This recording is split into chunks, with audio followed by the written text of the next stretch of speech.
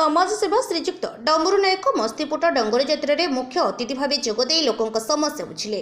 आज दिन 10 घड़ी समय कोरापुट जिला मस्तीपुट निकट बंडागुड़ा डंगर जात्रा रे मुख्य अतिथि भाव जोगदे लोक समस्या बुझिले। एही समावेश रे प्राय 5000 वृद्ध पुरुष और महिला माने जोगदैथिले।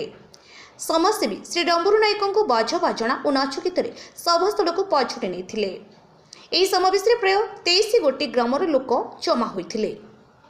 समाजसेवी श्री डम्बरू बाबू माननीय मुख्यमंत्री कल्याणकारी योजनार सफल रूपायन लोक आगे उल्लेख करते। अंचल में जहाँ सब लोक मौलिक समस्या गुड़िकर समाधान निमित्त प्रयास जारी रखापी प्रतिश्रुति देते।